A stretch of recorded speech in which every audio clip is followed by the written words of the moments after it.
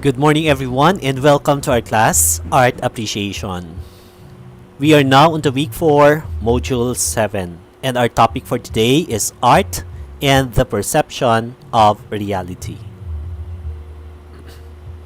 For our learning outcomes, we have to evaluate the merit or demerit of works of art based on the concept of art as reality.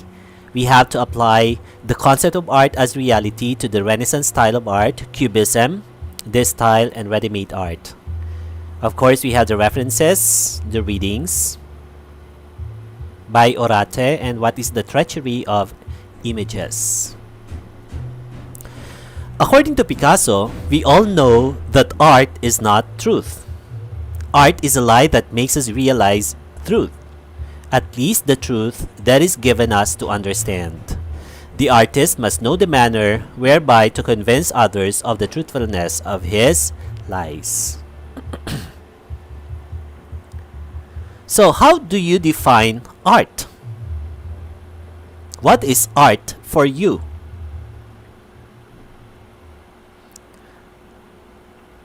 So these are the definitions of art. Okay? Art is a talent, art is skill, art is a passion, art is emotion, art is idea, truth, reality, goodness, beauty, form, expression, representation, and power. Okay, so these are the meanings of art. But let's take a look at a certain definition of art, which is art as a reality, or art is reality. So what is this? Who is this? Okay, let's take a look at the painting of Leonardo da Vinci, the Mona Lisa. Does this art look real? How about the painting of Picasso, The Weeping Woman? Does this art look real? So which art looks more real? Is it the painting of Mona Lisa or Leonardo da Vinci, the Mona Lisa? Or is it the painting of Picasso, The Weeping Woman? So which art looks more real? On the painting of Mona Lisa, so let's analyze. On the painting of Leonardo da Vinci, the Mona Lisa, you see only the front view of the woman. However, on the painting of Picasso, the Weeping Woman, you see many views of the man, of the woman rather. So you can see two faces of a woman crying.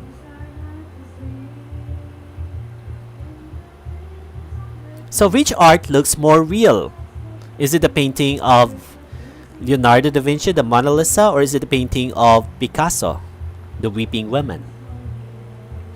Let's take a look at the Mondrian, the painting of Mondrian, the composition with red, yellow, and blue.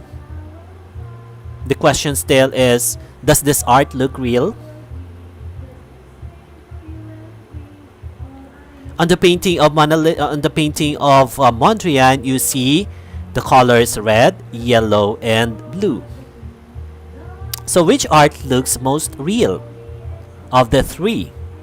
Is it the painting of Mona Lisa, the Weeping Woman, or the composition of red, yellow, and blue? Let's take a look at the painting of Malevich, the white on white. Does this art look real? On the painting of Malevich, you see only white on white. So may pinatong dyan na handkerchief na white, tapos ipinatong din siya sa puting papel. So that's why it is white on white. So which art looks most real? Is it the painting of Mona Lisa, the painting of Picasso, the Weeping Woman, or the Mondrian, the composition of red and yellow and blue, or the Malevich, the white on white? So which art looks most real? How about Fajardo? Okay, how about Fajardo from Rags to Riches? Does this art look real? Okay, so ang ginawa ni Fajardo, no, there is actually a story, no, from rags to riches. And this actually was featured, I think, in Jessica Soho, okay, during 2000, from rags to riches. No, ang kwento nito ay nagbenta siya, no, o gumawa siya ng mga rags na yan tapos ibinebenta doon sa mga jeepney driver, no, tigli 5 piso unang panahon. Pero as time goes by, hindi niya na malayan na siya pala ay lumalago na yung kanyang business, no, sa paliba 5 piso. Okay, until he realized one day that he is already a millionaire, no? So that's why the story is from rags to riches. This is a ready-made art. Okay, kumuha siya ng basahan at inilagay niya sa isang papel, tapos yun, pinicturean niya.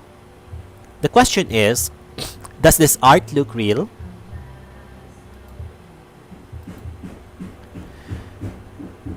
In this painting or in this image, you is the object itself. You, the object itself.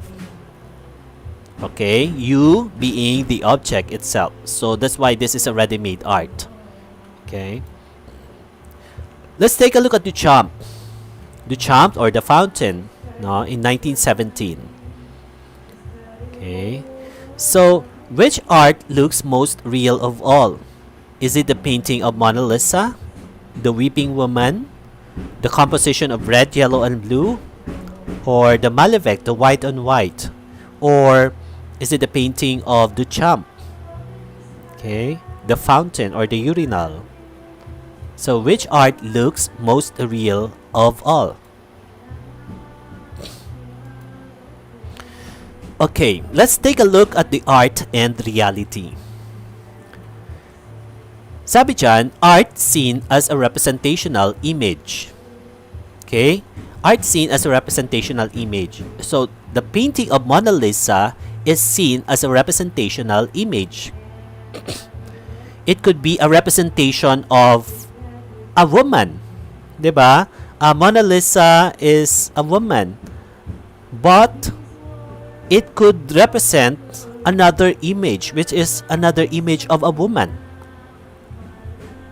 Did you get me? Another image or another representation of a woman, not only Mona Lisa. Number 2, art seen as abstract image but still representational. The Weeping Woman or the Crying Woman, diba? Pwede ring maging ibang representation ng Weeping Woman. Pwede yung mother mo as a Weeping Woman. But here, it is seen as an abstract image, but still representational. The Weeping Woman. Number 3, art seen as form composed of shapes, colors, etc. So here, the composition of red, yellow, and blue. So it is composed of shapes, colors, etc. Art seen as pure form. Okay, pure form kasi it's only you can only see the color white. Okay, the color white on white. So it is pure form. Okay, pure formalism. And lastly, art seen as the object itself. You as the object itself. So kumuha ng urinal tapos pinicturan. So yun na yun. Art as the object, art seen as the object itself. Parang katulad kanina yung rags. Na yung rags, kumuha ng rags tapos pinicturan yun. Ready-made art. So these are arts and realities. Ito yung mga composition ng art and reality. Let's take a look at the painting of Matisse. This is the portrait of Mrs. Matisse. Okay, one Sunday, this is the story, no? One Sunday, wala silang magawa. Habang nakaupo si Mrs. Matisse, yung asawa ni Mr. Matisse, okay, pinate ni Mr. Matisse yung kanyang asawa at ito yung kinalabasan. Okay, this is the portrait of Mrs. Matisse. But it says here, this is not a blue woman. This is a blue painting. Did you get me? This is not a blue woman, but this is a blue painting. What is this? This is not a chair, but this is a painting. This is a painting of Van Gogh, chair with a pipe. Okay, again, this is not a chair, but this is a painting. What is this?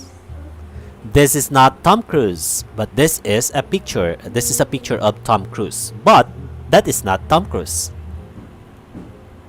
Okay, this is just only a picture. Okay. Again, sabi nga ni Picasso on the introduction sa nabasa ko kanina, we all know that art is not truth. Yung mga artists, no, yung mga art na yan ay walang katotohanan. Art is a lie that makes us realize the truth. At least the truth that is given us to understand. Sabi dyan, the artist must know the manner whereby to convince others of the truthfulness of his lies. Okay, that is by Picasso. Take a look at the masterpiece of Picasso. No, this is Marie-Therese Walter in 1937. Okay, ito yung mga naging babae ni Picasso. No, Dora Maar with cat in 1941. This is Jacqueline with crossed hands in 1941. So, tingnan mo, no? Ito yung mga naging babae ni Picasso, no? Si Picasso ay babaero. At lahat yan ay ipinate niya, no? Yung lahat naman naging asawa niya ay ipinate niya. Okay. This is the painting of Burnt Jones, the Pygmalion in 1878. There is a story behind. Sabi dyan, a moment of complete happiness never occurs in the creation of a work of art. The promise of it is felt in the act of creation but disappears towards the completion of the work. For it is then that the painter realizes that it is only a picture he is painting. Until then, he has almost dared to hope that the painting might spring into life. This is by Lucian Freud from Gombrich, Art and Illusion. The story behind is iniwan siya ng kanyang asawa, no? Iniwan siya ng kanyang asawa at umalis, no? Hanggang one day, naisip niya na i-paint yung kanyang asawa. At doon sa painting na yon, no? Sa painting na yon siya ay lumuluhod, no? Every night siya ay lumuluhod ng mamakaawa na kung pwedeng bumalik siya. But then sabi diyan, for it is then that the painter realizes that it's only a picture he is painting. Until then, he has almost dared to hope that the painting might spring into life. So sana, nag-hope siya na sana one day maging buhay ang painting na ito. Pero, syempre, pag-asa lang yun. Nag-hope lang siya na one day it might spring into life. So let's watch the video by René Magritte, The Treachery of Images. No, Sisinnes pas une pipe. Okay, the treachery of images. Okay, let's watch the video. Or you can watch the video. It says there, the treachery of images. This is not a pipe. Or Sisinnes est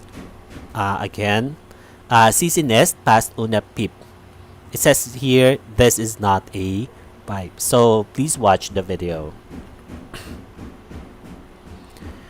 Okay, then you have your activity. Group activity, you have to make an artwork out of the given materials according to the instructions. Okay, you are given an instructions, and I think you are given materials to do a certain instruction. Okay, analyze the visual elements, the representation, the emotional suggestions, and the intellectual meanings of the artwork. Then you have to share your analysis with your group mates.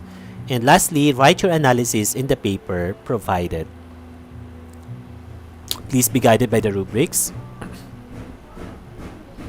and you will have your chapter test after. Well, thank you so much for listening. Have a great day.